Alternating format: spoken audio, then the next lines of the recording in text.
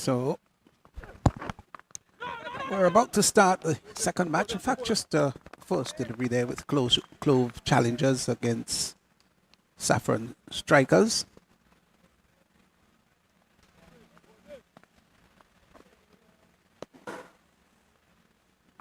Clove challengers.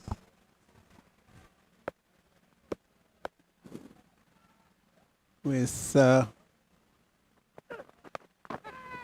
a delivery that is pulled down to the deep backward square area. It's going to be pulled back just inside. That's touch and go. Looks as though it's safe though. And they come back for what would be the second.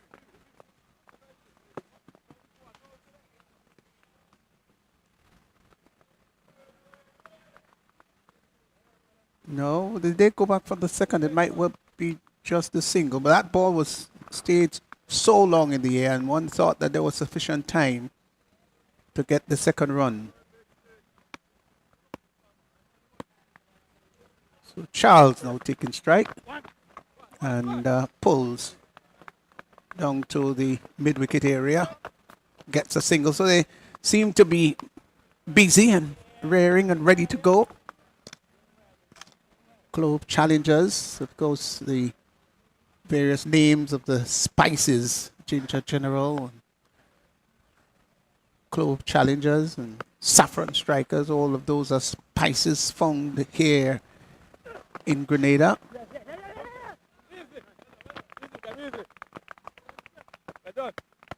So Pascal opening the bowl, the bowling for strikers. Veteran Neelan Pascal. Played cricket at the highest level for the West Indies.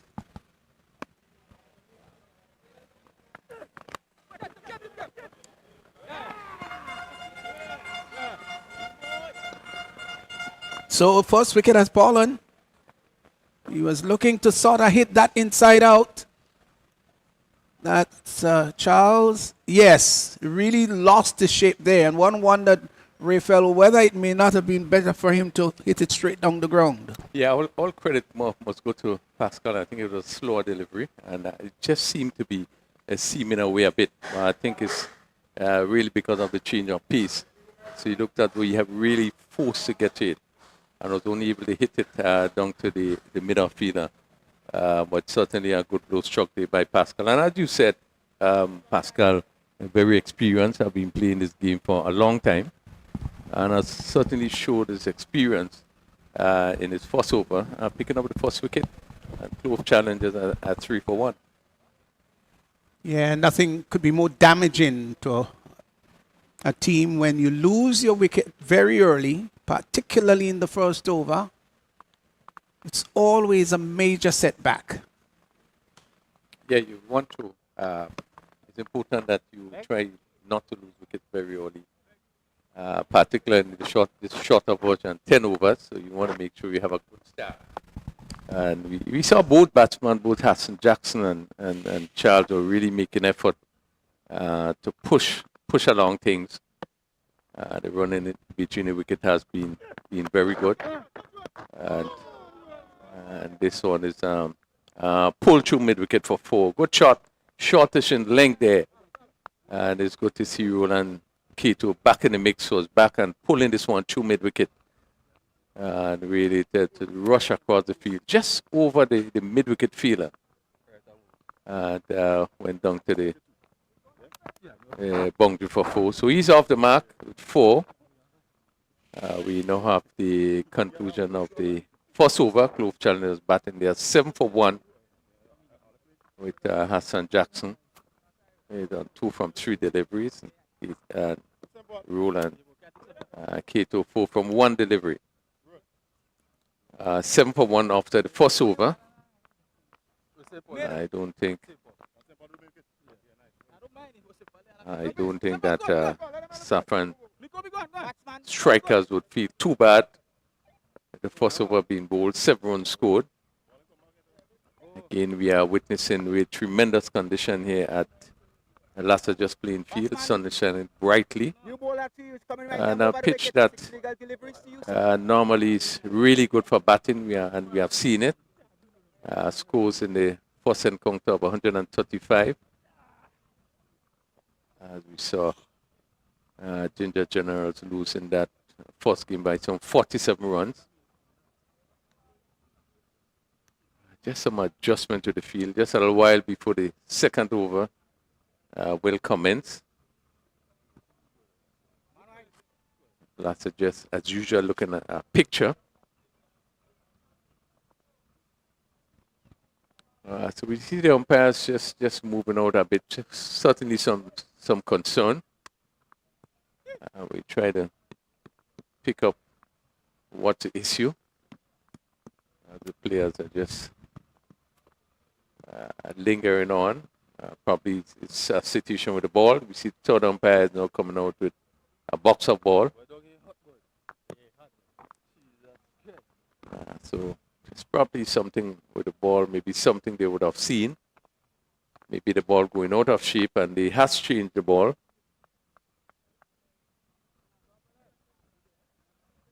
So we will see the start of the second over. But in the meantime, just to give you the team. Teams, Clove challengers, Roland Keto, Darren Ned, Hassan Jackson, Amikel Dubisset, Javed Hazard, Cott Murray, Samuel Charles, Nicholas Redhead, Darren Hippolyte, Richard Rogers, and Sheldon Joseph. As the second over begins.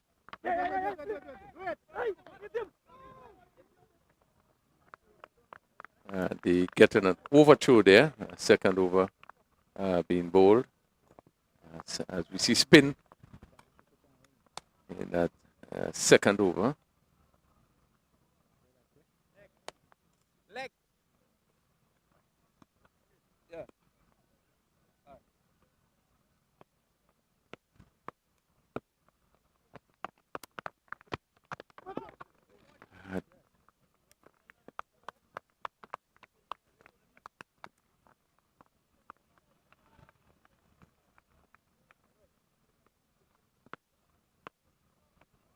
Lewis it is. Hotel Lewis bowling that second over. Hit over mid-off. And this one will go into the boundary for 4. Ball pitched up. And lifted easily over mid-off. And goes down to the boundary for 4. Just one bounce and went over the ropes. So that's 4 more to K2. He's on 8. It's 12 for 1. We are into the second over. Hotel Lewis in his first over. Off spin bowling from this southern end.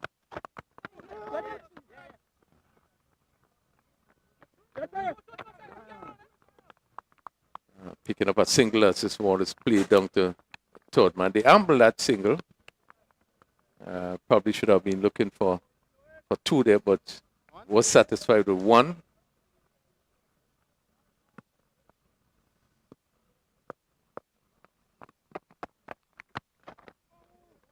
And, looking for the big hit there is Hassan Jackson.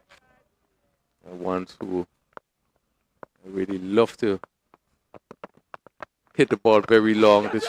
And the down to mid wicket, the fielder comes young, takes a catch. And they are really sort of soft dismissal there, Jackson. Looking to clear the mid wicket fielder. And they just clipped it. He didn't go full flow and just played it down to the mid wicket fielder who came up the boundary and accepted a very simple catch. And Clove challengers losing the second wicket, Jackson going for 5. And Hootnell Lewis picking up his wicket and also his first over. The Clove challenger, they're 13 for 2. And we're still in the second over.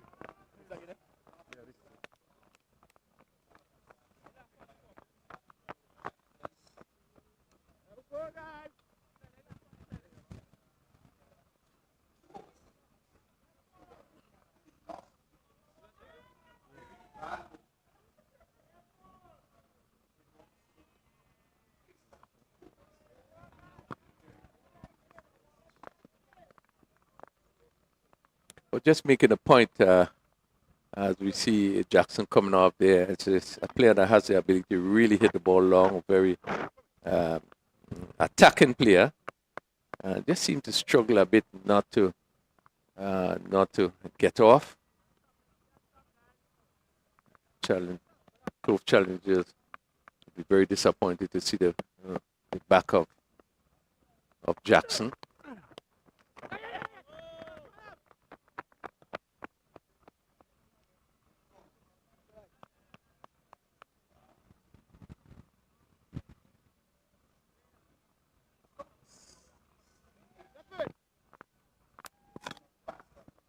I'm clear.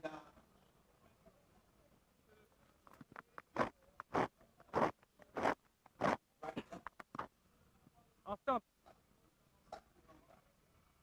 Yeah, just have the ability to swing the ball away from the right-handed batter. As you see, it's the arm, the angle.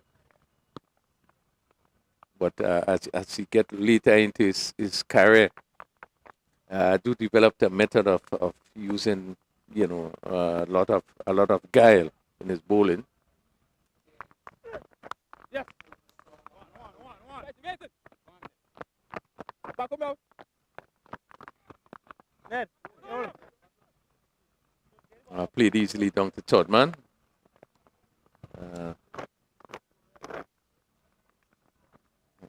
Darren Ned, also a player with tremendous ability.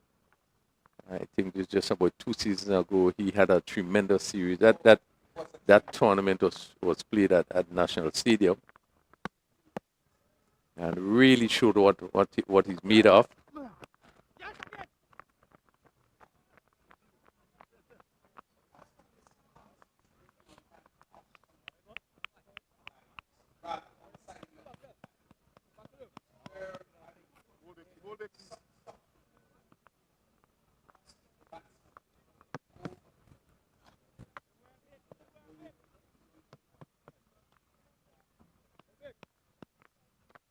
Yeah, caught.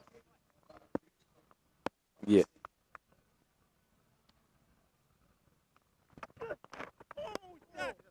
Yeah, really sensible ball in there, that off some line that you said. They having to reach for it. This was a quicker one that he was able to extract some bunks on this one. And we see the Ned looking to use his feet to play the drive. And that one going past the edge of the bat.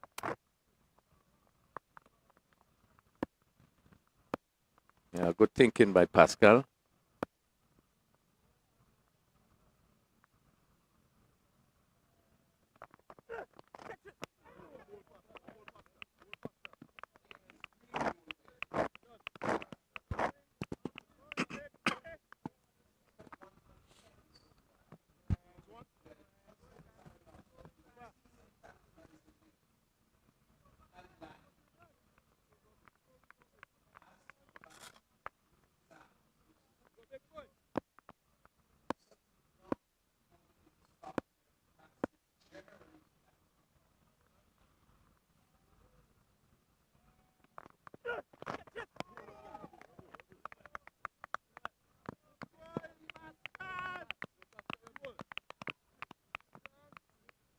Yeah, very good delivery. Again, that ball leaving Ned outside the off stump.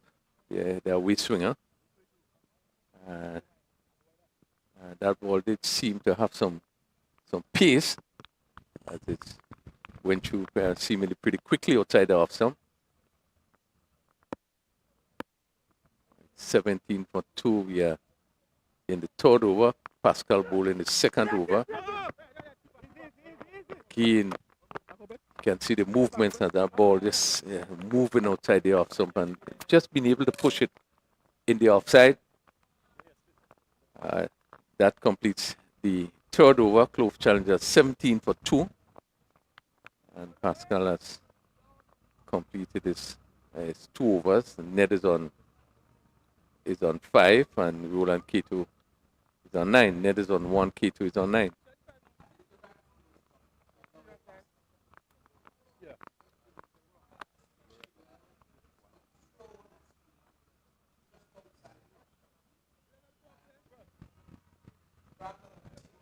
Right back.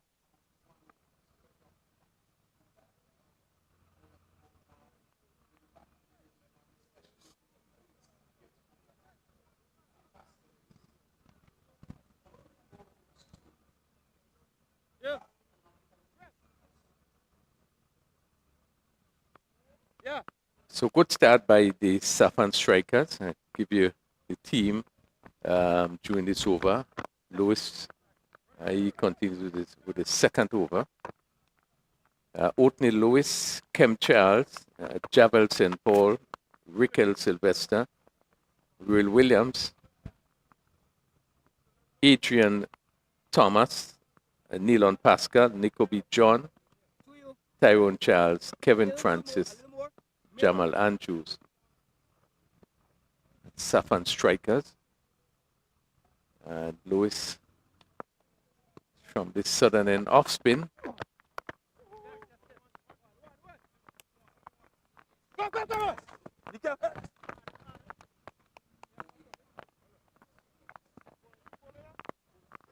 They're the wicked man. You can't come at it.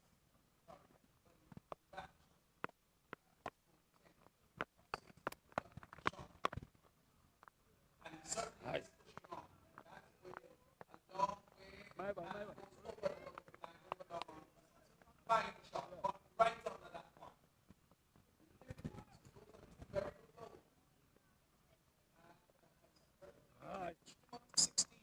Yeah, over pitch delivery. Given the right treatment, as you can see, K2, they just slightly pulling away, but had the power to hit it over long on and clear the boundary very easily. So, good shot. You need really to see some of this one. This hit down to mid-wicket. The fielder comes, takes a simple catch as that ball was hit down to that mid-wicket fielder. Once again, good bowling by Lewis because K2 was coming, looking to charge, and you could see him having to go back and really didn't get the power. I think basically his positioning wasn't in the best position and sort of dragged it down to that mid-wicket fielder on the boundary. Who would have picked up his second catch? We probably just get his name in a while, but another good blow struck there, picking up the wicket of Roland Keaton.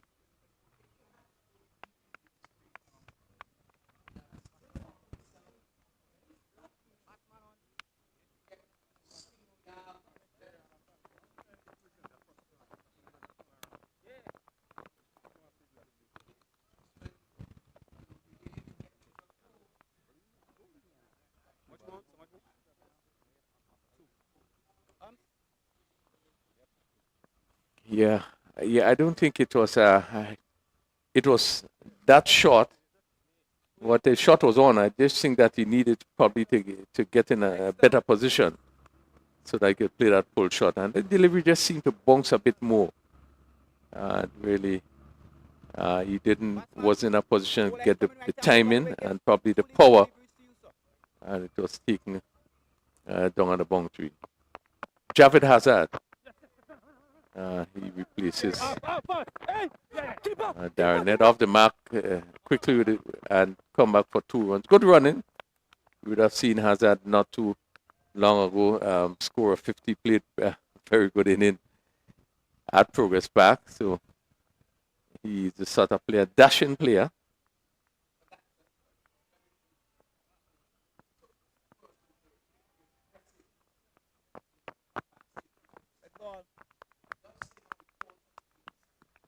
Run your first run very quickly. And that's exactly what they did.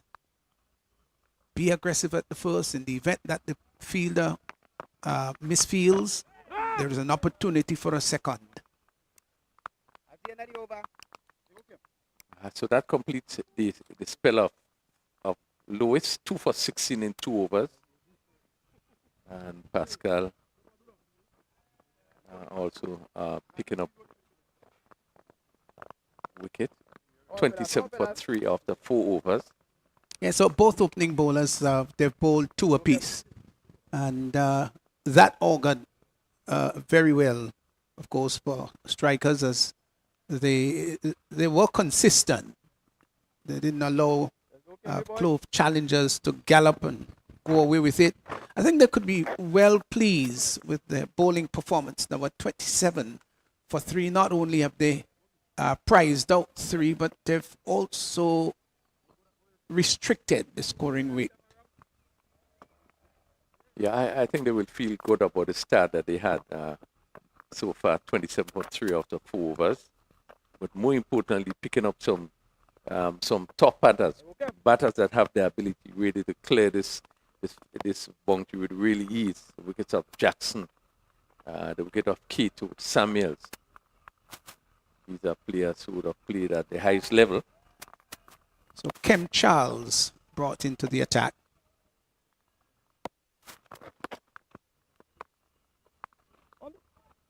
First delivery way outside the off stump for a moment. Yeah, a little bit lucky to get away with this one. I really thought so. It looked pretty wide. I think the batsman has just gone and said to the umpire, "Hey, umpster, that a bit should have wide. been called wide." But Manwaring, this is the tendency of Kemba Charles, as we see over and over. He keeps the ball just wide off the off stump. Again, using a little variation now and then. Again, this one is pulled. Where does this go? Superb shot. Gone for 6. I didn't give the impression that he got hold of it. Well, that was a lovely carry power hit for 6. Got it from the middle of the bat, from the meat of the bat. And it was always going to tower its way and soar its way over the boundary line. Fine shot. You need a few more of those, though. All the threes on the board. It's 33 for 3 or 4.3. Yeah, they will need to get quite a bit more. We almost halfway seat into the 5th over, and the ball have been obviously they probably need to replace that ball also. Hazard and Darren Ned. Ned, we know, very good striker of the cricket ball. A player that has showed a tremendous talent. Actually played for the West Indies at the under-19 level. I think it was in South Africa. We're a tremendous player. Yes, I think he's a very gifted player. He's got great talent. And how important it is, of course, Rafael, for your talents to be properly harnessed. And it is so important that players are exposed to good coaches and also good mentors who, when they face challenging times in their lives, in their sporting experiences and career, can be guided accordingly, can be helped. And I think that's one of the things we find missing, not only in local sports, but in sub-regional and regional sports, where I don't think as many of the players get the sort of mentorship that they should be exposed to. Yeah, I agree with you, but I would say too, a lot depends on that particular player. That's a sense of discipline, because you can have tremendous talent, but it's required for you to be disciplined in terms of your workload, your schedule. You had to spend time in training. You had to spend time in getting yourself match ready, prepared. Whether you're a fast bowler, you need to work on strengthening your ties and so forth. So a lot depends on the particular player. And I do agree with you. Disciplined. I do agree with you, Rafael. And that's where mentorship comes into. Yeah. So that those important ingredients could be stressed and could be nicely outlined to them about the value of those virtues that you've just outlined. Yeah. We come back to that point. This one comes off the edge and goes down to the boundary for float. Well, it doesn't matter all the time how it's done, but rather the result. And that was, he was looking to hit that through maybe extra cover. In the end, his head was somewhere looking towards mid-on, and it peeled off the outer edge and went down to the boundary for 4. Fortunate, but fortunes do favor the brave at times. Uh, Ned moves to 12, 37 for 3. Still we into the fifth over. Kem Charles in his first over, gone for 10 so far. This certainly would be called a wide. As you see the variation, they look into attempt a quicker delivery. But just to go back to the players in terms of they're moving from one level to the next level.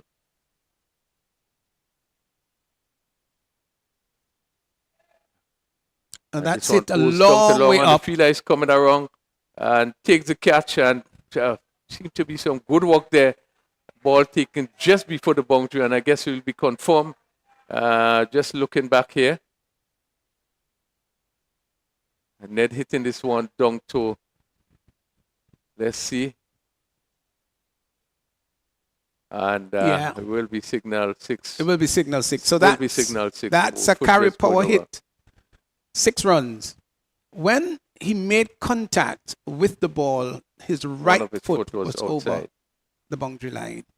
Yes, 6. Lofted, over cover. Not a very good shot. Over pitch delivery. And Darren Ned really getting into position, lifting this one over extra cover for another 6. Well, another carry power hit over the boundary line. He's certainly into his groove now. Adrenaline flowing. And that brings up the 50. So at the halfway street, 50 for 3, and Ned quickly rush on to 24. And this is when they really need to keep their feet on the pedal. There's no reason to take it off or decelerate.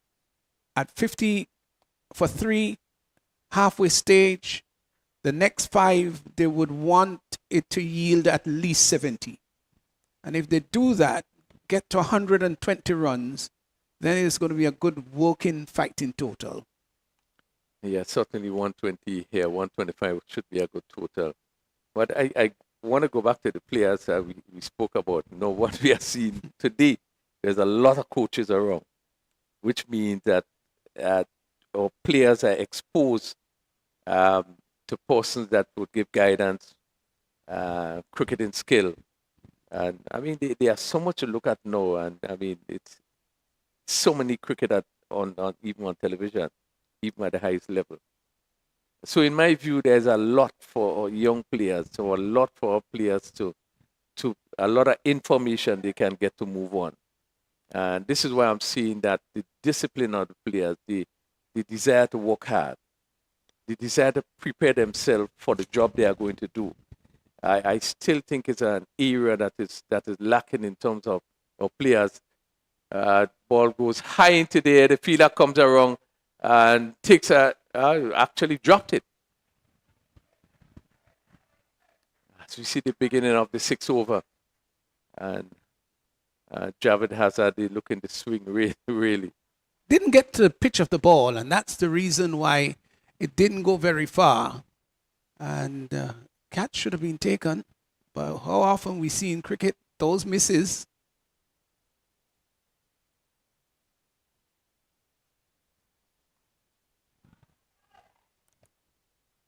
This time behind square on the offside. Great result. 4 square of the wicket, just behind. So they're motoring on.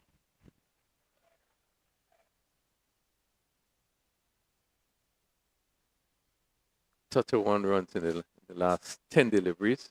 And Ruel Williams, another good young player from St. Mark's, played out on the 19 level.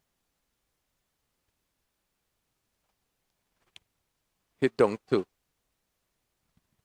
the long on fielder. Timing not there as it just dropped and bounced down to that long on position. Yeah, this is, to me, a most critical period in the game. Yes, it's early stage, but it's so important that the challengers, Clove challengers, accelerate at this point down the track and hits that down to, did that go down to the third man area and the catch taken? So here he was advancing down the track. It was a bit wide of him. Dropped it in short. This was very good, sensible bowling indeed. So another wicket has gone. And just when we said how important it is to accelerate and to push the score along, that's when another wicket has fallen. Yeah, all credit to Williams there. Ned was looking to charge him, and he saw it. And Williams dropped it short and pitched it a little bit wide. So Ned looking to hit it somewhere over third man, but the fielder, it went straight down to the fielder on the boundary, who just accepted a simple catch. So again, a good wicket there for Saffron strikers. Ned was just beginning to get into his zone. So he went for 24 of 12 deliveries. But 24 invaluable runs. A strike rate of about 150. And that might turn out to be a crucial cameo.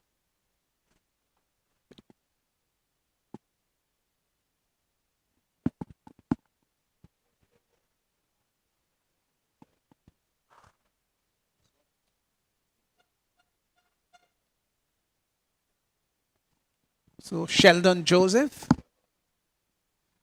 has come out to join Hazard.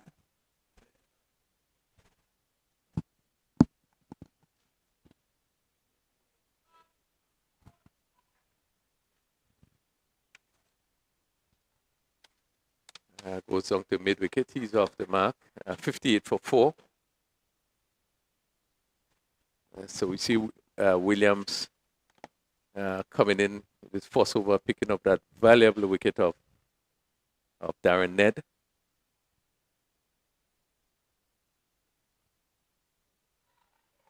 Lofted down to mid wicket, and the fielder settles on that. Once again, takes another catch. It really has been good bowling, and credit to the field placement. I think it was looked like St. Paul who would have just settled under that catch and took a really simple catch. Never looked like dropping it at all. It was so comfortable, just about 5 feet or 6 feet inside the boundary, and he had the frame of mind to know exactly where he was. And those are principles of good fielding. When you see fielders taking catches like that, you know that they know exactly where they are. And that's one of the things. If you're fielding on the boundary, there must be the presence of mind as to exactly where the boundary rope is. And he certainly knew. 58 for 5, 6 overs gone. Yeah, so Saffron strikers really would feel pretty comfortable with the start that they have. You had 6 overs being bowled, 58 for 5. And I think all the bowlers that would have bowled well. Started with Pascal. And Lewis would have also bowled his 2 overs. They all picked up 2 wickets. And now we see Williams coming into the attack and also picking up 2 wickets in his first over, 2 for 8. So really have been a good bowling display so far by the Saffron strikers bowlers. Cyrus brought into the attack. So they're putting even more pressures on the Clove challengers. Leg spin outside the off stump. First up, wide. Goes with the leg spinner, pitching it outside the off stump. Conventional leg spin is going to turn away, except it's the googly that would break its way back.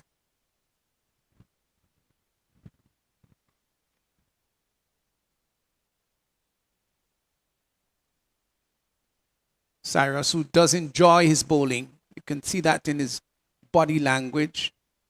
He's got this spirited approach to the wicket. Does spin the ball from hand to hand in a rather dexterous, clever manner.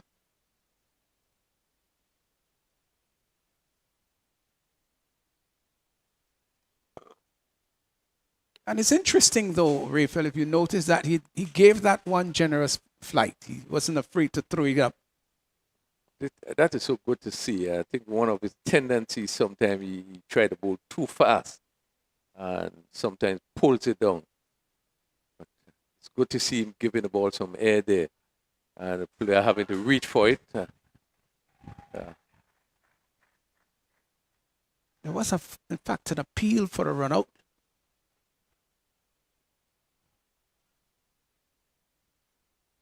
Good work by the bowler. Off his own bowling, hurled the return to the keeper's end, hit the leg stump. The batsman got home. Yeah. Fine work, really fine work. Good decision by the umpire.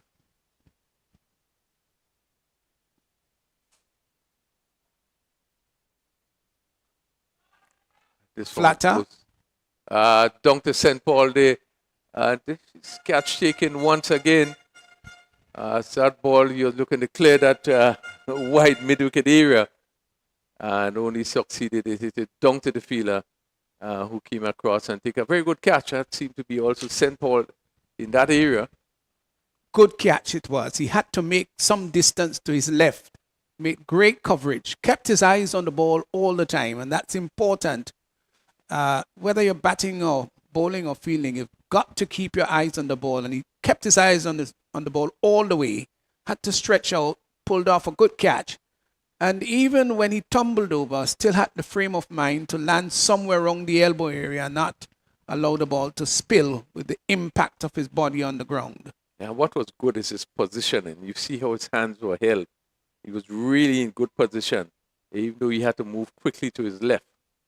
But got himself in a really good position and really took that catch. Made it look very simple, but I think it's his movements and his positioning, and he was able to take that catch. Really good work by St. Paul in the outfield. Great catch, really great catch. And you've got to have your best fielders in strategic areas. You know that the mid-wicket area is always going to be a high traffic catching area. So you'd want your best fielders with the best pairs of hands, so to speak, in those areas to take catches that very often are difficult. 61 for 60. We into the 7th over. Darren Hippolyte. This ball goes in the air, and let's see, just fall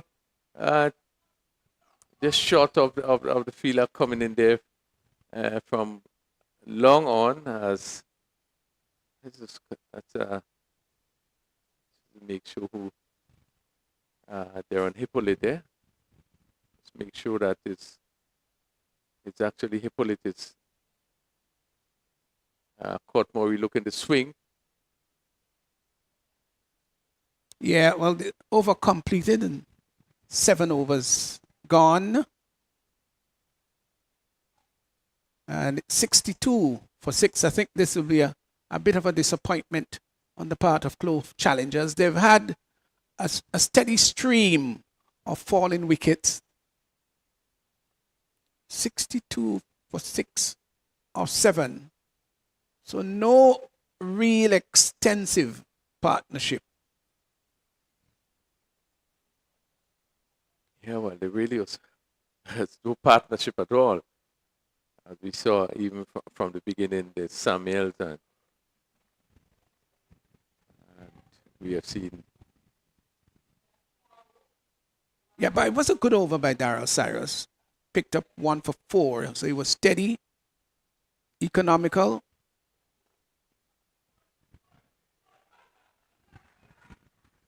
Nice shot. Really nice shot. And he sought to hit that straight. Didn't lose his shape at all. Look how well he hit it. Nice, beautiful, nice follow through. Cocked elbow. And that raced away straight for 4. Yeah. Lovely, really lovely. Yeah, good shot played there by Hippolyte.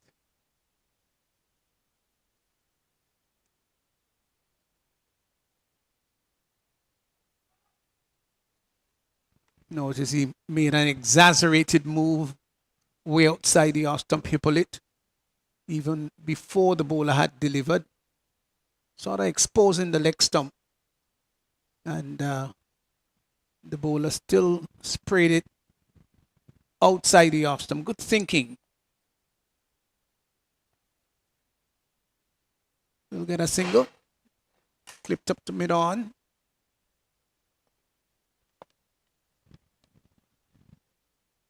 That's 67 for 6.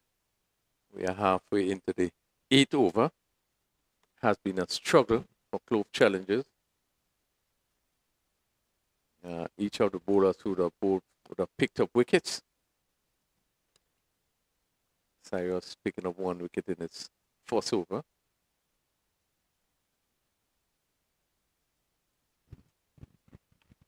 Yeah, that was wide. Much too wide. They've all bowled well.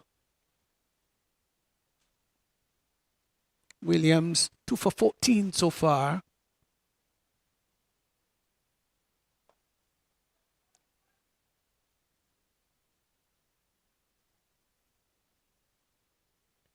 Well, there's still another 2.2 overs to go.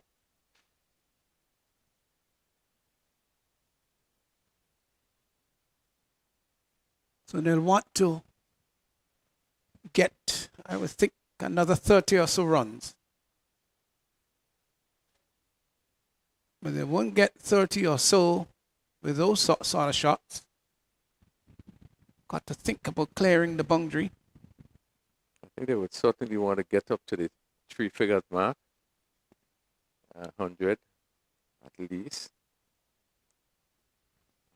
It'll be rather difficult to get there, Rivel. Yeah, just about 13 deliveries to go. They called for 2 big overs.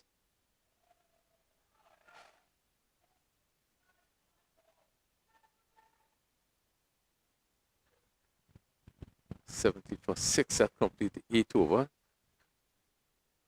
So And just 2 overs to go. And really completes Williams' 2 overs. Ball 2 overs, 2 for 16. So that's pretty good returns. Yes, I think generally the bowlers would have bowled well. Pascal had his lowest as he opened the bowling. They all picked up 2 wickets and bowled well. Didn't give much away. And we saw that the Clove challengers batsmen are really looking to go after them.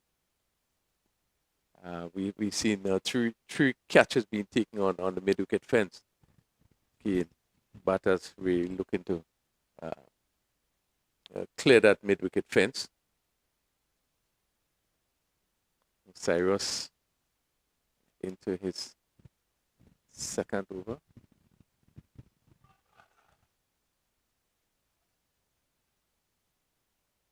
Looked rather ungainly playing that shot.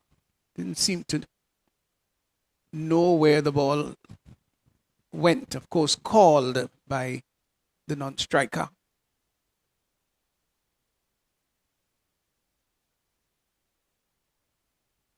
Marino comes in to strike.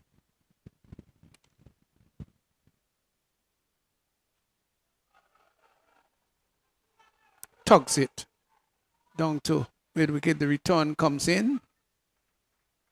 And they come back for the second run. So good aggressive running. You know, sometimes it calls for sometimes orthodox play. You don't have to be swinging at every delivery. And you can still get quite a good challenging score. Even playing proper cricket shot. Courtmore is this sort of player that he does have the ability to hit the ball to clear this boundary, but more or less he would play with orthodox cricket. And I'm just wondering if he probably hasn't come in a little bit too late. His style of play.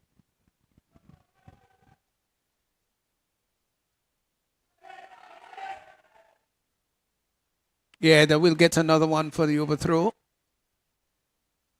It always has to be this awareness where fielders would augment other fielders with throws. So you've got to be always backing up, not just the bowler. lives that down to the mid-wicket area, and that's gone all the way over the boundary line for another Carapar maximum hit, 6 runs. Yeah, they certainly want to see more of this ball in the act, pitch shot. He just had to get close to it and really hit it easily over mid-wicket.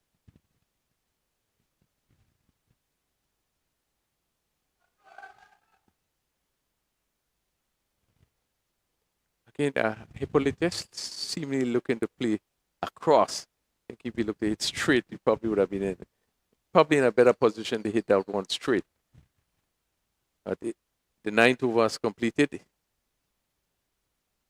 83 for 6. Clove challengers won't be very happy with this total, 83 for 6. And I'm sure they would want to think here of adding another 17 runs in this final over, 9 overs gone, just to psychologically bring 3 figures onto the scorecard. And to get there, they need 17 is 83 for 6 of 9. And of course, to do that, they won't come in singles and twos. As I said early on, it's always important in particularly 10-10 cricket to be thinking about having at least 2 boundaries per over. And you can rotate twos and singles, but 2 boundaries and over, ideal for T10 cricket. Certainly that's not one of them. So Kim Charles in his 2nd over. His first over was rather expensive.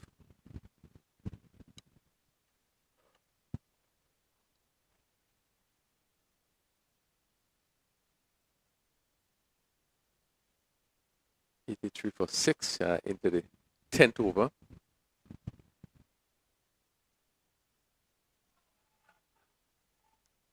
That one is lifted down to the long on area, and the catch easily taken. Another wicket has gone.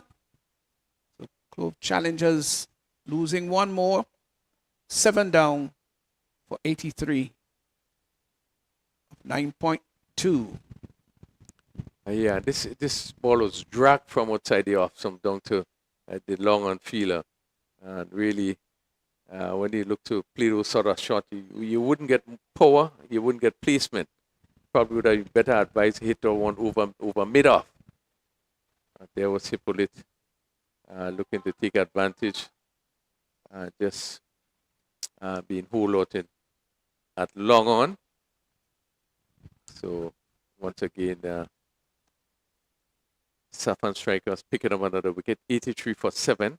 And interestingly, Rafael, all the bowlers have captured. They've captured a wicket. Yeah, all the bowlers have picked up wicket. Kem Charles' first over, his first spell, first over was pretty expensive. Actually, went for 23. But he has come back and picked up a wicket.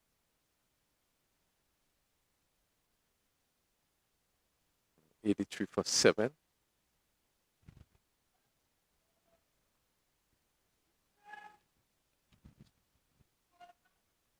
With 3 deliveries remaining.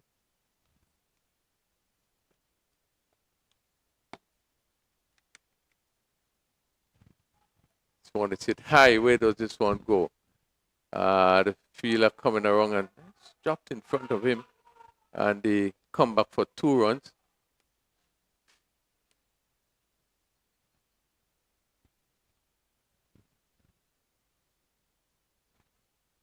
Caught Murray there. We'll have to go the last 2 deliveries. Just one run taken. Well, at least Rogers have come off the mark. So he scored 1 of 2. Picking up an important boundary, it seems there. Let's hear what the umpires say. So I just seem to go down to cover. And I just want to verify whether or not, as we see here, Yeah, this certainly would have touched the rope, and yes, he will signal 4 now. 4 welcome run, invaluable runs He for certainly Clove did. Challengers. This is the final delivery coming up. Seems as though it was not signaled. Final delivery. Goes down to mid wicket. Again, send ball coming in very quickly there as a fielder come back for 2 runs and just failed to make the crease. So once again, run out, last delivery. Good work again by St. Paul, running around quickly on that mid wicket boundary and rifling that wicket back to the keeper. And Richards just seemingly failing to, good work there again, failing to reach his ground. And Clove Challengers has lost their 8 wicket with the final delivery. And we're just going to confirm the score.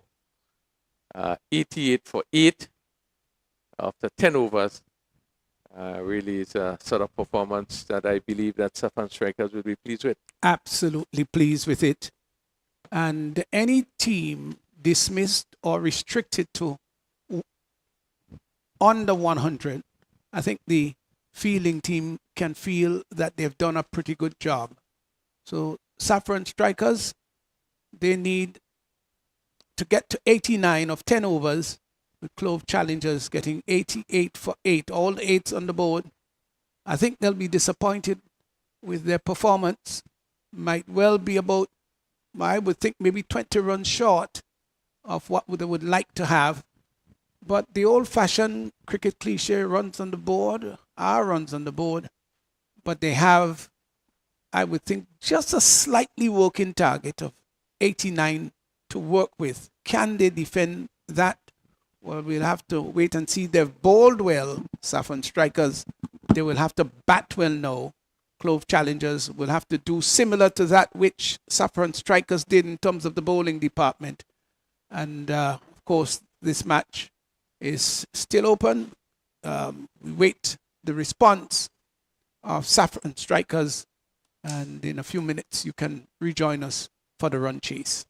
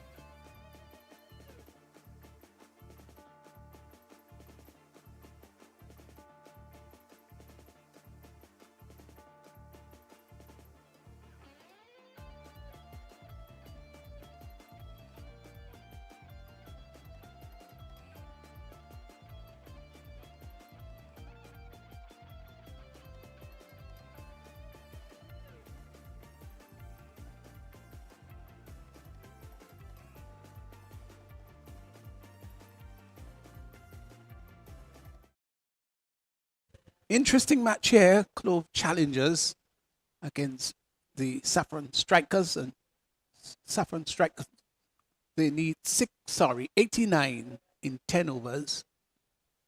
Well, it's not a tall order, but the way that we've seen things go here,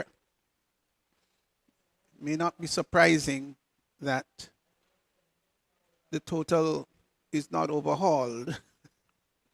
But it should not be a difficult task, really. 88 for 8, I would think that they're probably 20 runs short, I would think, Justin. Probably, but in T10s, you'll find some scores over 100, but a number of them a lot of times will be under 100 and create for interesting matches. And of course, Clove challengers, they has a lot of bowling in their armory. Because they have about 7 bowlers in the, if you look at it, they have about 7 bowlers or 7 all-rounders basically in the team. Looks as though they will start with Amikel to be set.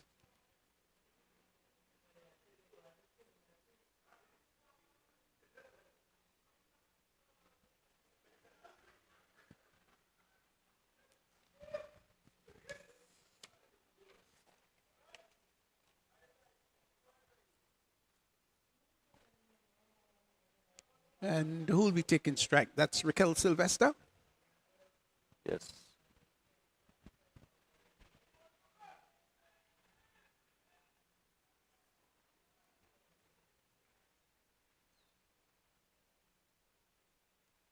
A lot of eyes will be on these young players. Already, Raquel did have spill one chance already. So an area of his game, I think he needs to do quite a bit of work, Raquel.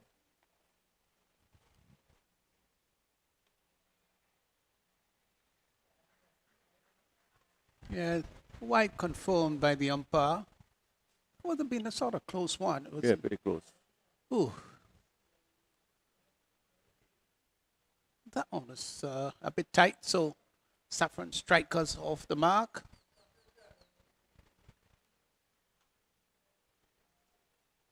Here is to be set once more to bowl to Sylvester.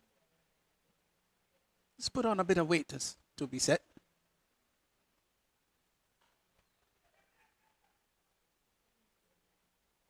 Sweeper comes off the boundary. Such an important position that. The sweeper position. And on contrasting sides, of course, if you got the sweeper on the offside and the deep mid-wicket on the leg side, those two are principal fielding spots. And as I said before, you've got to have your best fielders in those areas, the high traffic areas.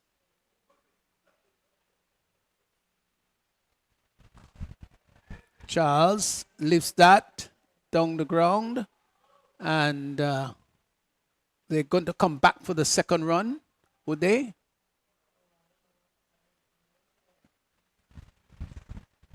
Yes, they did. Ball might have just straightened on him as he looked to go airborne. And did that really carry, Justin, your thought? Probably may have just got the tip of the fingers to it, but it was a good delivery, and he did. Charles looking to play on the onside. The ball coming out, edged and easy. Gone. Caught that slip. Was that the slow ball? Well, it might have just moved off the seam a bit. Let's look at it again. Yeah, looking to drive, but feet nowhere to the pitch of the ball. He really didn't reach out to the ball.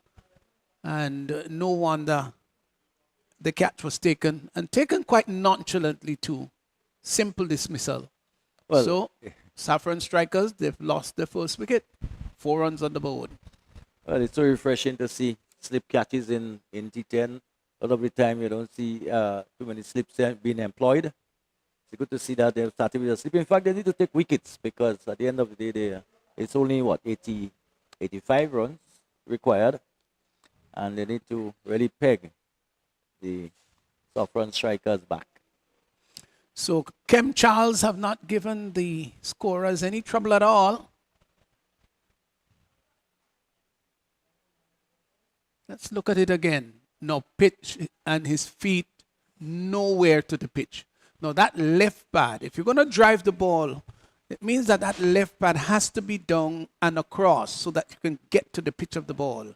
He didn't do that, just with loose hands, sparred at it, took the outside edge, simple catch, and that really was poor batting by Charles.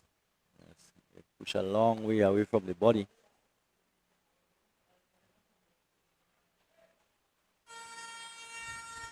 Wide delivery, much too wide.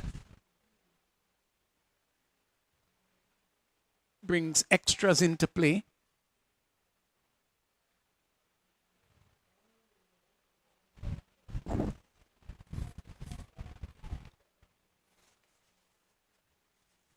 So here is Nicobe John facing up and pushes the ball down to the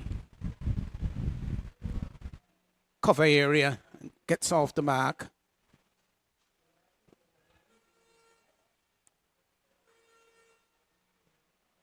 No, sorry, that was, yes, got off the mark.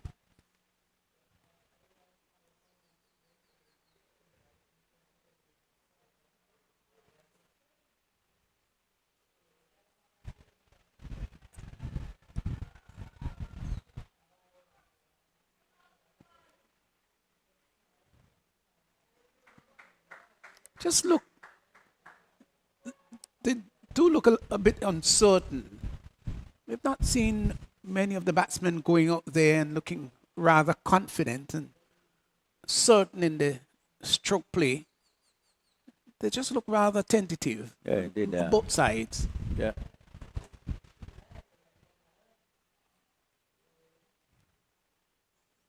As small as the total may seem, well, not, it's relatively small. You could say in 10 overs, 83. The batting, they still has to be careful. They have to ensure that they're busy between the wicket and they keep picking up the singles, rotating the strike. Yeah. And of course, kind of seen Nicholas Redhead. We'll see in competition probably for the first time for a while. He has had some injuries. Probably still is recovering from some. It really is a shame, though, because here is a player who really loves his game and is rather passionate about it, but has been plagued with injuries over the years.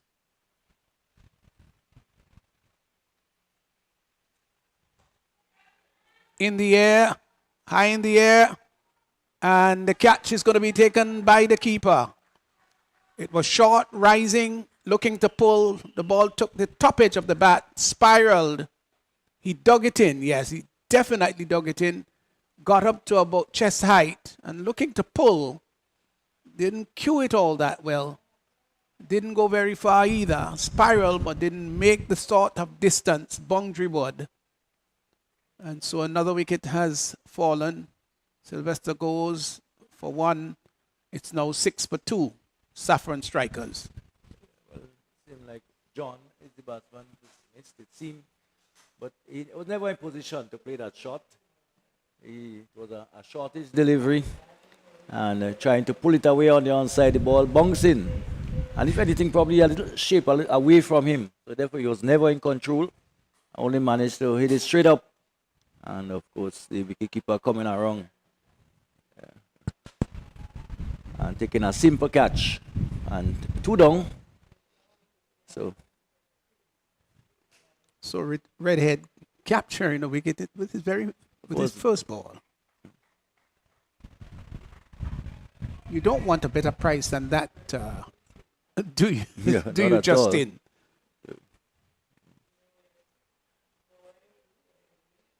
So that's what I'm saying. The Saffron they need to be very, very careful here.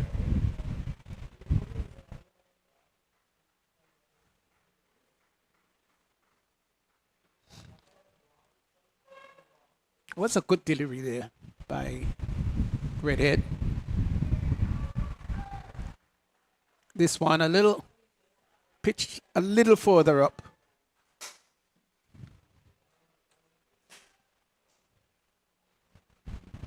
Again, a good delivery because the batsman were never managed to get in line, but the ball just passing pretty close to the shoulder of the bat and going through to the keeper. Kevin Francis will want to do something special here, batting at number 4. Outside the off stump. And looking to play a forcing shot of the back foot. But the ball may have been too close for that shot and didn't give himself sufficient width and room rather to do that.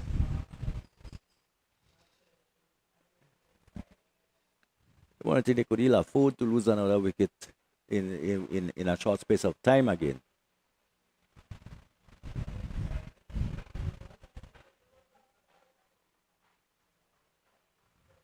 Yeah, not a good start at all by Saffron strikers. They probably thought, well, this is a simple target, 85, 89 for victory. But having lost 2 wickets for 7 runs and into the second over, their backs are against the wall rather early in the innings. None of the batters have actually looked assured. Looking at them.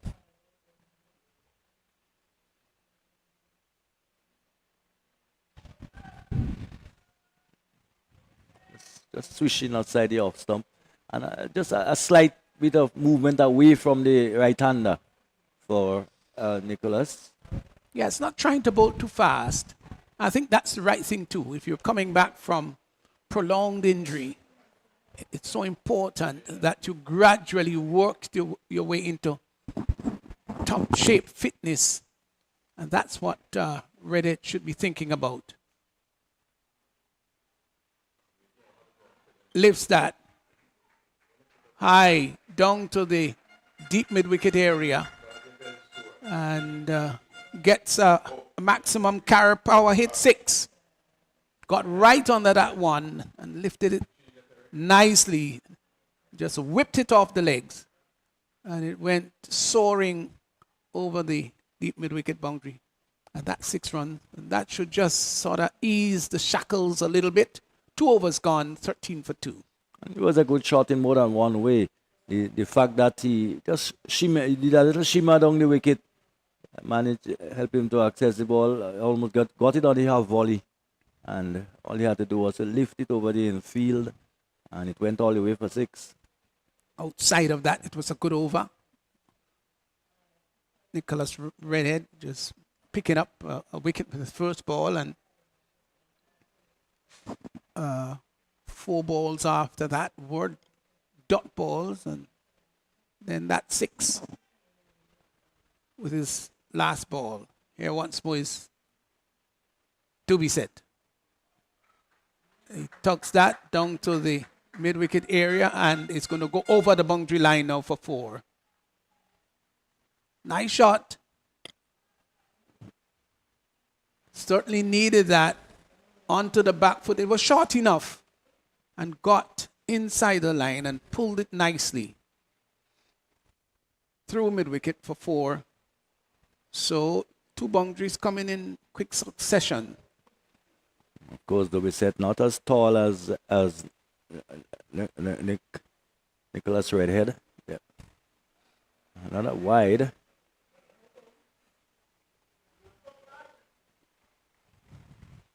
That's one area though that Clove cannot give too much away, too many extras away in a close game.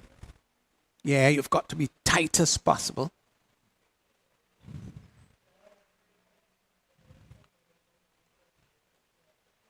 To be set. 1 for 11. He's into his second. Oh, that was a good delivery. It really was. I think it also took the keeper by surprise, standing up. just seemed to rise sharply. Yeah, let's look at that again.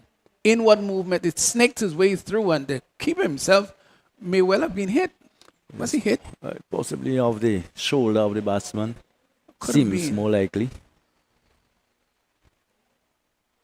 Oh, it's so dangerous when you're standing up. But these days, of course, you've got to be helmeted to do that.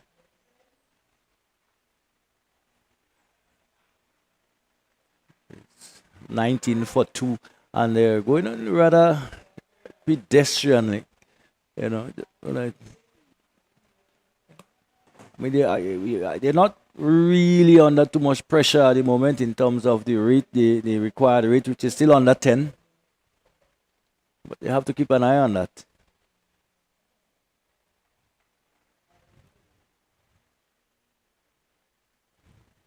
Slow ball. Lift. Down over the boundary line. Seeing that there was that slow delivery, and hit that for a carry power 6. Got right under it and lifted it. Was a lot of muscles involved. Straight down over the bowler's head and went all the way for a carry power hit 6. Well, good hit there by Raquel Sylvester. And not too often you see Michael Dubisset using this amount of variations.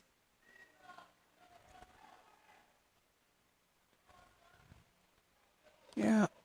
How challenging is it, Justin, for the keeper to be keeping up to the medium pace bowler in regards to, maybe in contrast to just standing back? Well, in the modern game, I think you'll see a lot more of that because so much of these games are part of the shorter versions. And you want to put the batsman under pressure. You don't want the batsman to try to leave the ground too often to offset the bowler. So wicketkeepers in general are doing this a lot more often than they used to in the past. So 3 overs gone, 25 for 3. And it does demand a certain degree of skill, Justin, and heart too, to be keeping up to the medium pace bowler. Good eyesight, good hand coordination, and you still got to remember to take the ball with soft hand. Didn't do much for keeping in your time, did you? No, Justin? No. A bit of it in wind ball and stuff and things like that, but not too much. It's one of the areas of the game I never attempted. May have put on a pair of wicket-keeping gloves, perhaps just once in my life. And that was just to see how it felt, really. And immediately putting it on, I realized that I couldn't be a wicket-keeper. Jackson.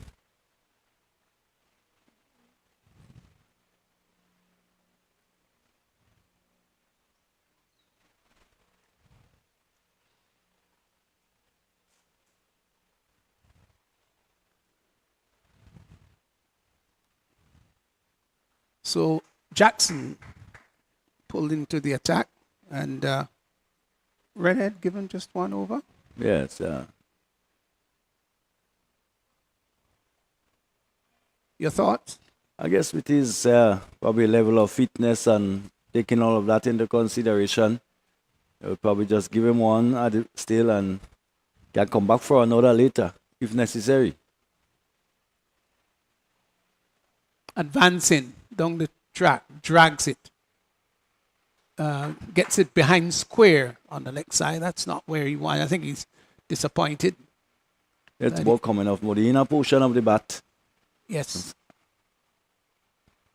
Would have liked to hit that straighter, but it went behind square on the leg side. Got 1. Brings Raquel Sylvester into strike.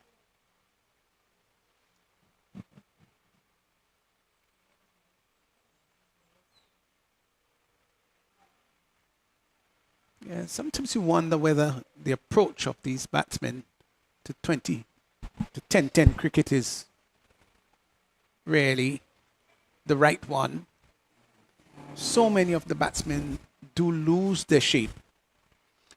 And you can play good, genuine cricket shots and score heavily and quickly. Down the track, looking to clip that, and goes much finer than he probably anticipating. I think the bowler saw him coming and tried to spear it into the leg stump, but just managed to squeeze it down to fine leg. Turned out to be a good shot there. Yes, he did take it right off the toes and pick it rather fine down behind square for 4. Yeah, the bowler saw him coming, it's Jackson, because he did move early and said, look, I'm going to slant that into the leg stump. And he clipped it nicely, fine. Got 4. So they need 58 of 39. That's gettable.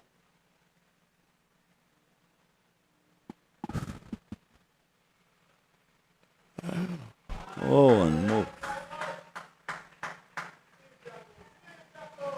Wide. Another boundary. Doesn't come off the bat, but that was wayward.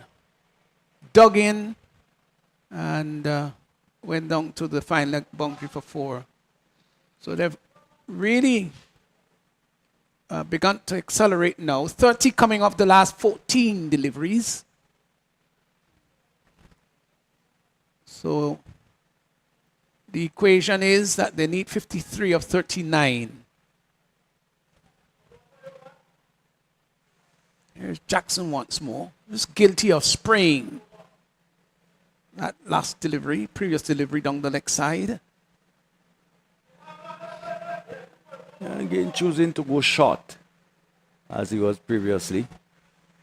And But it was a good shot delivery too. yeah, this one was a lot closer to the batter. It was, and probably a little bit quicker too than previous.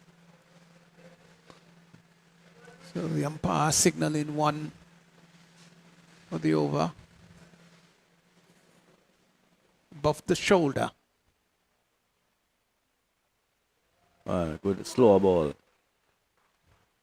And it was not just the fact that the pace was taken off, but the fact that it was also pitched up. So he couldn't get under the ball, or underneath it rather. Good bowling that. When you're playing this game, you've got to be thinking all the time.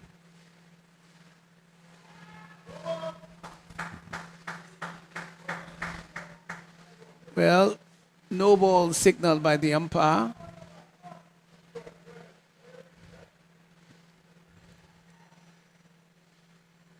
It was going to miss the leg stump anyway. It was slanted down the leg side, but being penalized for not for transgressing the line. So it's going to be a free hit.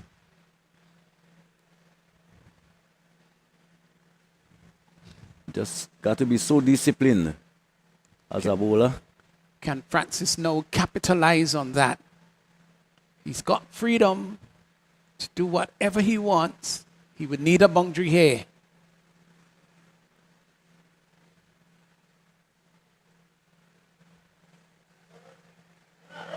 Well, he certainly doesn't get a boundary. Made an exaggerated movement across the pitch. Wondered whether that was necessary really. But they get a single.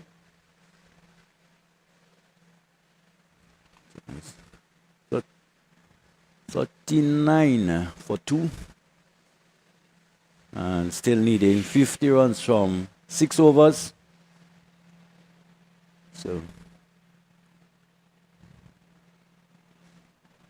the current rate, they're scoring at a far higher rate than is required. So it means that they're a bit ahead of the game.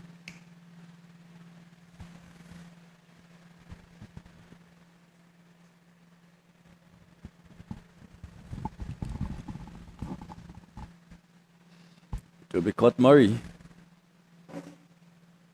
will pick up the attack from the northern end. He will be bowling to his good friend Rical Sylvester.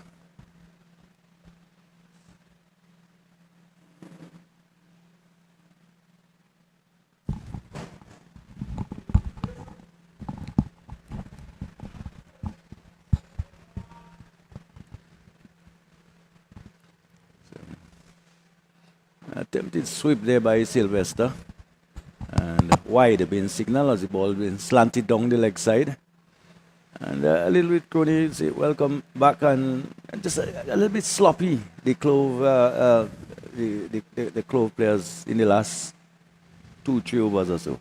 Yeah, you expected them to be a lot tighter. Having picked up 2 early wickets has meant really that they would have had. And that's close, and Good decision. Hit in front. Yes, out. Hit in front, and really there's no need for that. They are just on 40. And it just meant he just pushed it around. He swung right across this one. Oh, yeah. And was hit in front, and really umpire had no choice but to put his hands up. That's exactly what we were talking about before you came on air. The whole approach to batting. Yeah, and the perfect example of it. You're not under real pressure. You're 40 for 2 in the 4th over, chasing 80, 85, 86. There's no real need for that. So you only need 49 from 35 deliveries, and really, which is normal batting. Yeah. And really, that shot really was not required. But again, just going back to the point that we made first in terms of the approach of Clove challengers, I thought that last 2 overs was not the best. Was sort of erratic. We saw Jackson coming in his first over and 5 wides, and really it was not the sort of penetrative bowling that you expect. And as I said before, after you would have picked up 2 early wickets and seemingly have Saffron strikers on the back foot, but they just release the pressure. But with 49 to run still to score of 35 deliveries, you would think that is not difficult on a pitch like this. No, it shouldn't be. But with that approach, you never know. If they lose another two wickets, add 2 wickets to that total, and the game again hangs in the balance. And one expect the slower bowlers or the slow bowler to bring back some degree of control, and we'll see how it goes, because in this format of the game, scores under 100 are very difficult to even. Yeah, and it's really something just in the mind, because there's no scoreboard pressure, as we were saying earlier. Yeah, you have to stick to your game plan and be clear in your mind. This one goes high into there, the fielder coming off long on there, and the ball just dropping before him. But again, he looking to flick, and really seemingly playing across this one, and just seemed to get the leading edge of the bat, and went down to where a mid-on fielder would have been, and picked up the single. Murray just seemed to be creating a little problem in his first over. Batsman seemed to be struggling, and this one he sit on the pad, and let's see what happens here. This look close. I don't know if it probably came on the bat, but it will be interesting to see the replay here. But certainly was a good delivery that went through him. Well, it look even more out to me than look at it again than the previous. Well, what did that miss? I don't know what it missed. But certainly. I think you probably got that wrong. The umpire did get that wrong. Went through him and was sit in front. Yes, and we can almost like he was almost going, walking already. Well, I guess the umpire is in charge. 43 for 3 we into 5th over. And Court Murray picking up a wicket in his first over. Very unlucky now to pick up another one. Here the spinners. This one they sit down to cover. A fielder comes off the boundary. The end of what is Had been a very good over. Yeah, and probably, as I said, should have probably had a second, and that was not to be. But it's 5 overs gone, 44. Still a game on, still 5 overs to go. They still has to get another 46 runs, 45 runs in 30 balls. Anything can happen. Yeah, it could be Yeah. really an interesting game that will go And, right and down. that's an interesting right battle down to the too wire. between Court and Raquel. They know each other very well. They play quite a lot of cricket together and against each other. So that'll be very interesting. So 44 for 3, 5 overs completed. Saffron strikers need to get up to 89 for victory. And Clove challengers just seem to be making a comeback, making it a little more difficult. See the first over spin from Kurt Murray did create quite a degree of challenge for the batsman. And picking up 1 wicket and very unlucky now to pick up another one. As a welcome, Rondell with us. Good afternoon.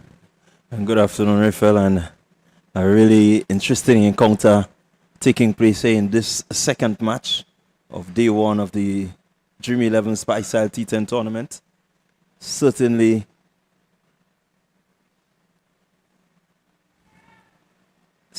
even Stevens at this point. You look at the equation, 45 required in 30. Very gettable. If you're the batting team, you would consider yourself in the ascendancy, only 3 wickets down. Yeah, I would support that. You batting, you feel very comfortable with there. But we have seen some stranger things happening in this game. St. Paul, as we know, is one that hits the ball very long, and he would have played some very good in this T10 over the years. Have some experience. He picks up a single off his first delivery. Yeah, certainly St. Paul has been in good form. Just coming off the NLAGC T20. This is lofted down to mid-off. Again, batsman not getting to the pitch, just looking to swing. And we continue to speak about getting into the right position to play a shot. At Sylvester.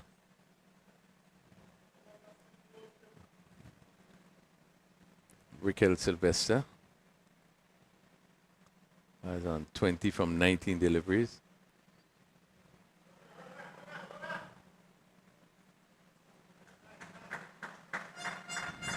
And that ball goes down to that square leg position for 4. Pitch up.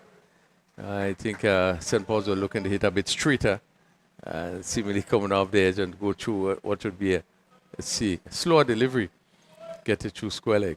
I tell you what, that was a really good shot in the end because you look at the delivery and he seemed to be beating all ends up, but somehow he manages to get the outside edge and it went past that man there at square leg into the boundary for 4.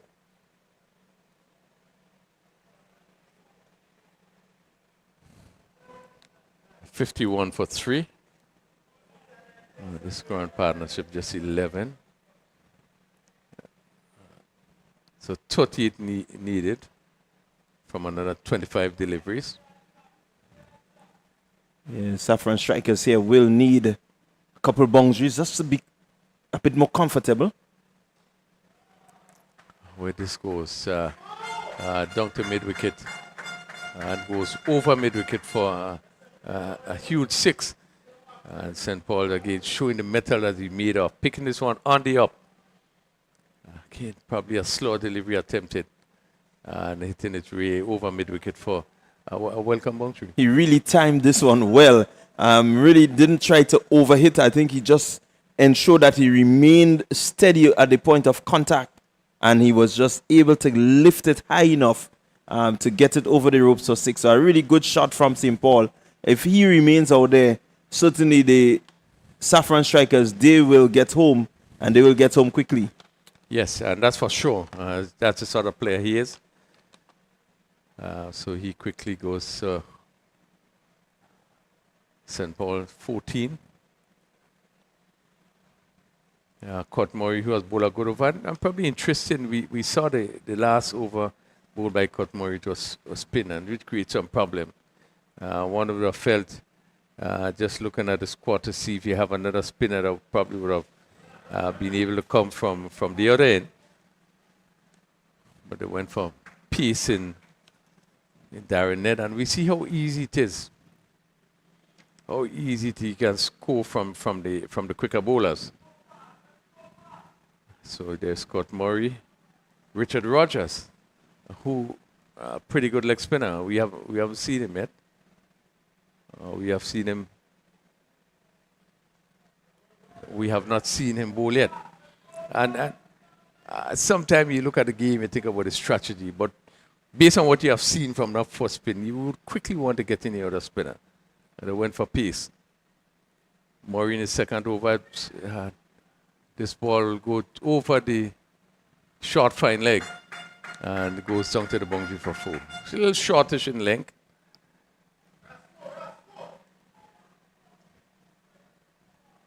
Yeah. And Tell you what, St. Paul did really well because that ball was a bit slow. It took the top edge and it went up. Fortunate for him, he was able to really swivel on it to help get it around.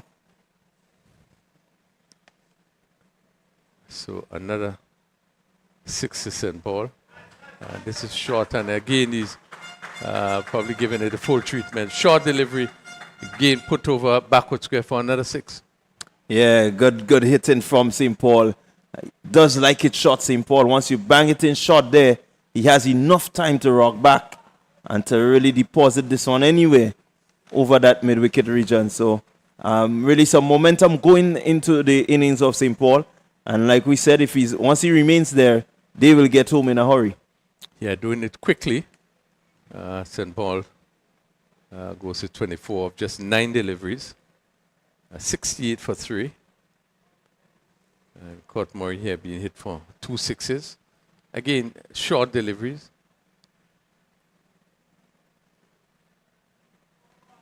At 68 for 3 into the 7th over. 21 needed from 20 deliveries. And Murray.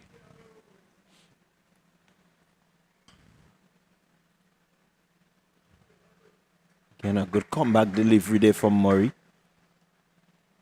It's good to see Murray. We saw Bartholomew earlier. We saw Toussaint. You know, we have quite a few under 19 players who really hold their own. And it's good to see the young players getting into this format with the senior players. Which would help them only to improve from where they're at. So 7 overs completed, 69 for 3 Saffron strikers. 20 runs required in some 18 deliveries. Yeah, really momentum with the Saffron strikers. The dressing room of the strikers will feel a bit more happy. I think the nerves would be settled quite a bit. What the Clove challengers may just need here is to see the back of St. Paul. Yeah. And that would make the game a bit more interesting.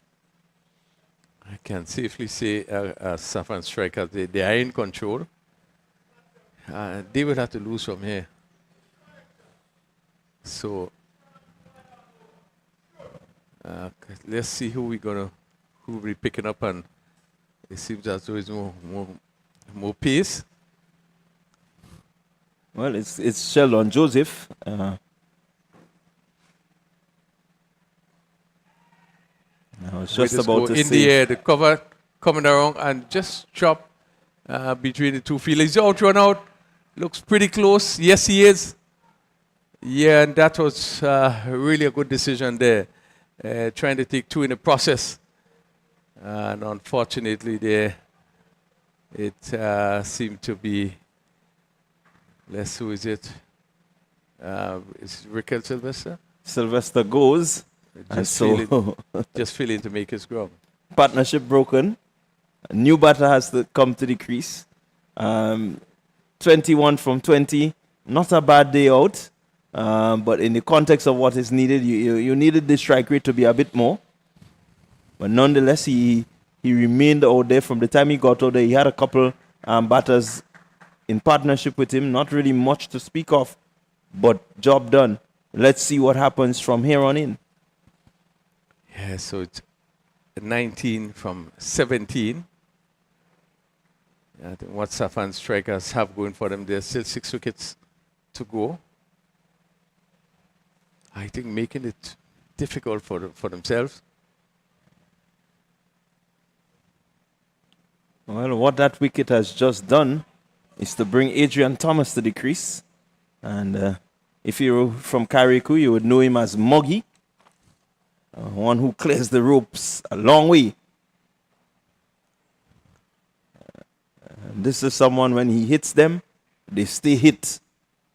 And so with these two power hitters for the Saffron strikers, I think they will feel happy to have these two to bring the game home. So 70, he's off the mark. 4. And the aggressive St. Paul. 27 from 13 delivery. Thomas face is hitting the way this goes down to, goes over the long off fielder. And as you said, first delivery being just ease over long off for 6. Exactly what I'm saying. This is Muggy for you. In line, just lifting it. Not overhitting, but just picking it, keeping his shape, clearing the man there at the long on, and really bringing up 6 welcome runs to his team. Yeah, these 2 batters that's in the wicket now, really, certainly, it wouldn't take long before the game is concluded. And this one goes down the leg side. Let's see what we signal there. And that's wide. That's 5 wide. So just in 2 deliveries. 7 runs is needed for victory. 82 for 4. Again, one question. Again, the fast bowler coming back on. And not the spinner. Yes, certainly has to question that move.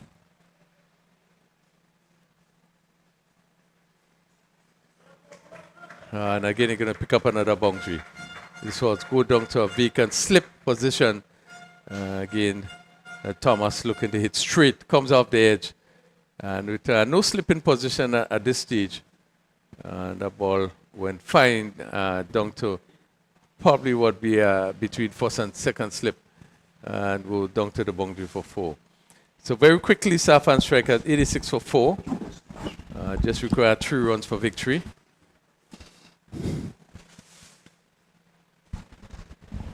And where this goes down to mid wicket, and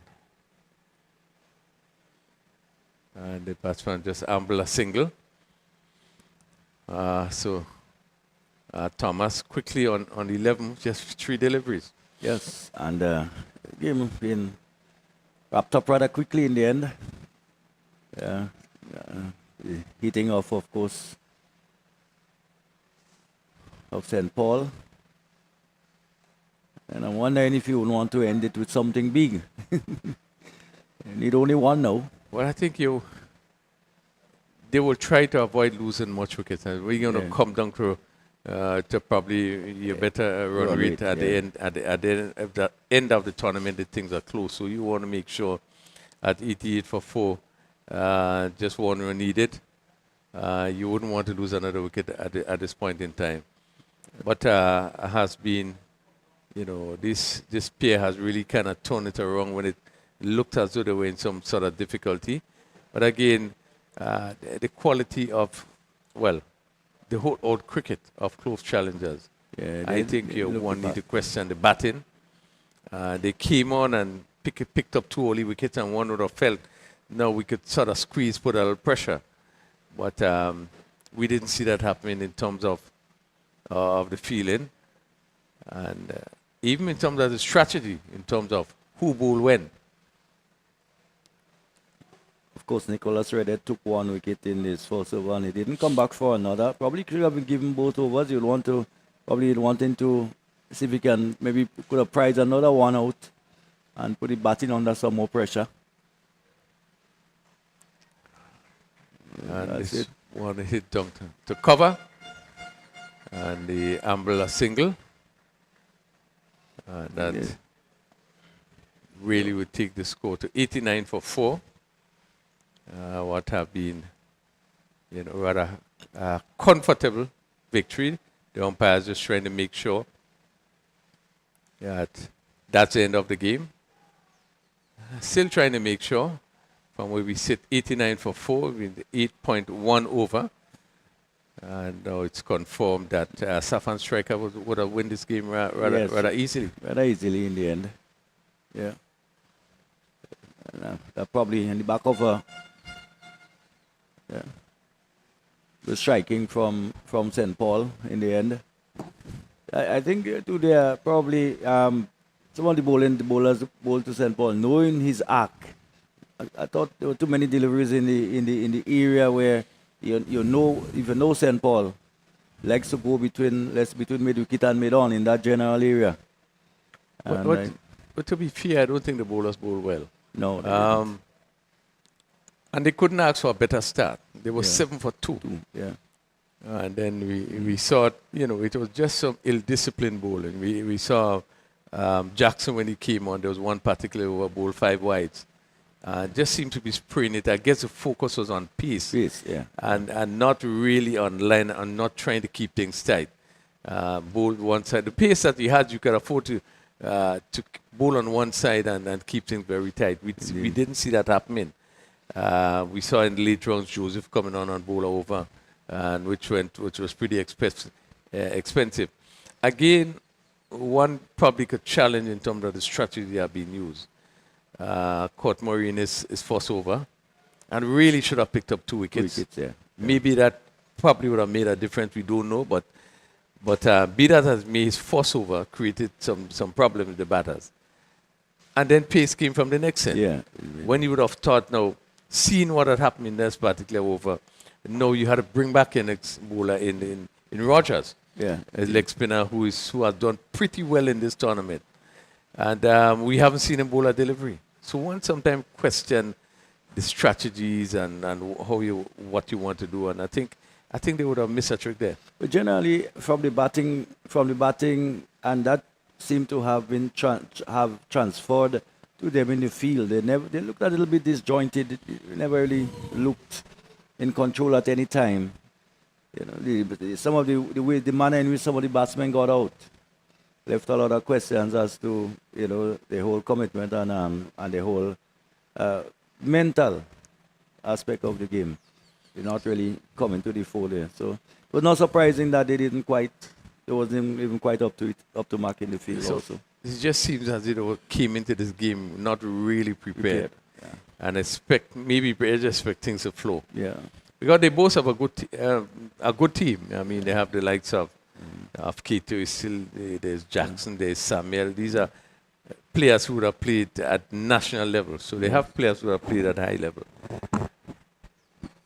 So we have come to the end of the second game. Saffron Strikers won by 6 wickets.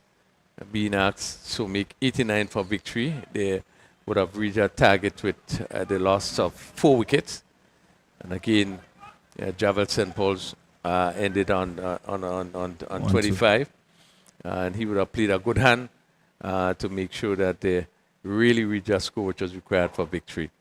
We have seen 2 games being played here today, and result, that's it for the team. Well, we have seen the first game, the result went for the team batting first. Yes. Today we have seen result going for the team batting second. At this time, we go down on the ground.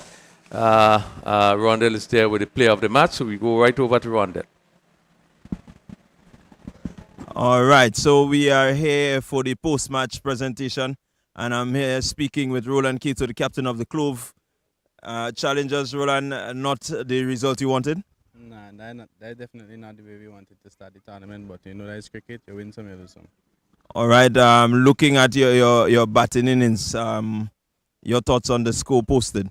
I think the way we batted it was unacceptable. We didn't score enough runs, so I think that the bowlers bowled really well. You know, the wicket was a good wicket, and credit to the guys. I think that they bowled well and they batted well, so they deserve to win this game. All right. Your bowling innings are really maybe not the way you wanted it. In terms of the fielding and so on, a few areas where you need to tighten up. Yeah, I think we need to be more disciplined with the bowling, and if we bowl into one area, we have to stick to one area and not try things. But it just happened that today we didn't come off. His first game can't be too hard on the guys. I think that the guys did well, so just look forward to the next game. All right, well, you heard it there from Roland Keto. The Clove Challengers not coming up victorious, but it's early. This is only day number 1. I'm going to be speaking next with the captain of the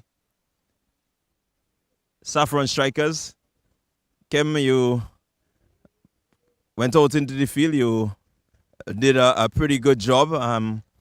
What was the directive to your bowlers? I mean, we know T10 is a game that's really fast, so it was just about bowling tight, let the game come to you because we know the batsman going to attack. All right. You restricted the Clove Challengers. Your thoughts going out to defend this total? Well, we know in the past, low totals can be very tricky, so we wanted to get a fast start, but unfortunately we didn't. But I mean, we knew with the power we have, we could always catch up in the end. All right, so what is it that the Saffron Strikers fans can look forward to come your next game? Well, we have another overseas player coming, Cheyenne Braffett, and he's very exciting, so we look forward to having him. All right, so there you are, ladies and gentlemen.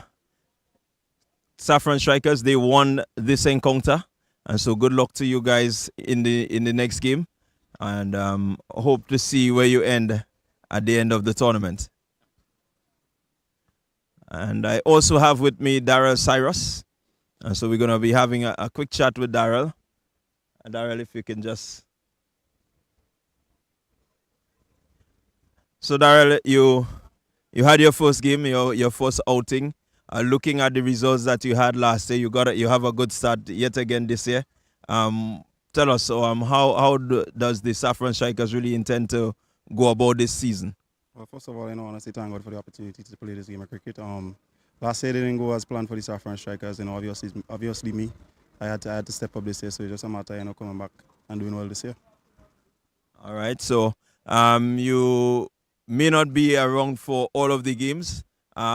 When you're ready to leave, what instructions would you be leaving? No, just a matter of the guys, keeping the momentum. We're after a great start, and with the likes of Cheyenne Braffett coming in, I think he would add great impetus to the batting. So it's just a matter of the guys sticking to the plan. Momentum is a good thing in cricket, so just sticking to that. All right, so Daryl, good luck. I know there is some movements for you. We're gonna expose that a little bit later on, but for now, we just want to wish you and the Saffron Strikers good luck as we go through the tournament. All right. We are going to have a presentation, and we are going to be presenting the Impact Bowler of the Match and also the Man of the Match for today's encounter.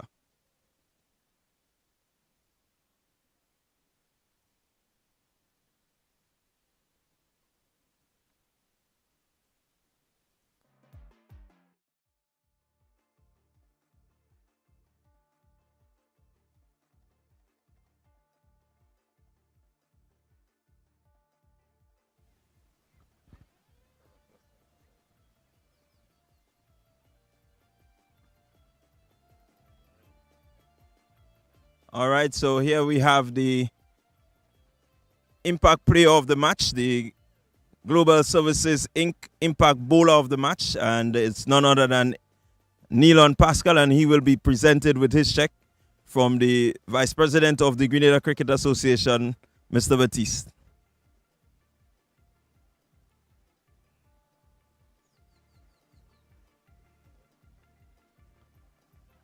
All right, Neilon, quickly. You are the Impact Bowler, veteran at this thing. How difficult was it to really execute your plans today? Well, I try to keep it simple as possible. Try to keep the ball on one line and length, watch the batsman movements, and he paid off today. All right, so with that sort of experience, what can Saffron Strikers fans look forward to for the remainder of the season? Well, you know, the more ball, the better I get. So from this game going forward, it'll be something special for this year, for the Saffron. All right, Nilan, well, good luck for the rest of the tournament, and we hope that you can pick up a few more impact bowlers stats to be the impact bowler at the end of the tournament.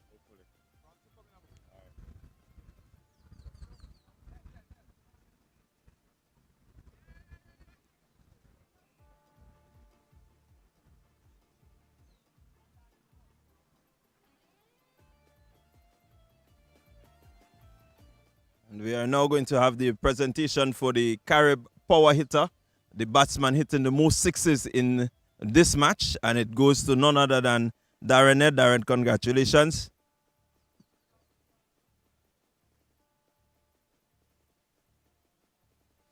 All right, Darren, you went out there to set a total for your team. May not have worked, but you certainly had the impetus in terms of clearing the boundary. How difficult was it to bat out there? Yeah, it was difficult losing some early wicket in the first set of overs. Was trying to go out there and just rotate it, but it was difficult to get the balls off the mark at first. But nail and just keep myself positive and just keep striking the ball good. All right, so in terms of the track and the way it's playing, what can we expect from that track? What do you think we can expect? To be real, it's a bit of the slow side. There's a lot of slower balls will be working on that wicket there, to be exact. Once the ball full, once you come hard, the ball will travel. All right, well, Darren, good luck, and we hope that you certainly clear some more sixes, that at the end of the tournament you could actually be the power hitter of the tournament. So good luck to you and the Clove challengers as you go along.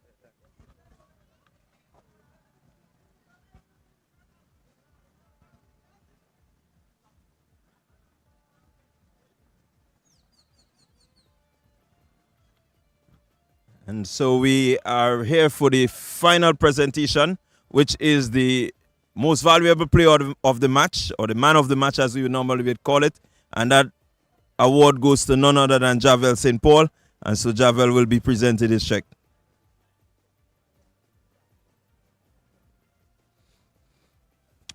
All right, Javel, you have a victory. How difficult was it to bring up this victory today? It wasn't difficult at all, you know. We play good cricket, and most of the guys, everyone is familiar with each other. So we just had one thing in mind: just go there, play the simplest cricket and play easy cricket, and make sure that victory is starting off on a good note. All right, you did start off on a good note. With the bat, you really got off to a flying start, hitting some really good lusty blows. How difficult was it to bat on the wicket? It wasn't difficult at all. I played a lot of franchise cricket around the Windwards, and I've gained a lot of knowledge, and I plan to implement it for the rest of the season and further in my career. So I know that whatever I've learned around the Windward Islands, I'm using it here now, so I know that I'll be effective. All right, so what can the Saffron Strikers fans look forward to from Javel St. Paul? I'll just keep that in mind, that they will look for great things. All right, so there we had it, ladies and gentlemen. We've been speaking to Javel St. Paul of the Saffron Strikers. And that brings an end to day number 1 of the Dream 11 Spiceisle T10 Season 5. I hope you enjoyed, and we ask you to stay tuned.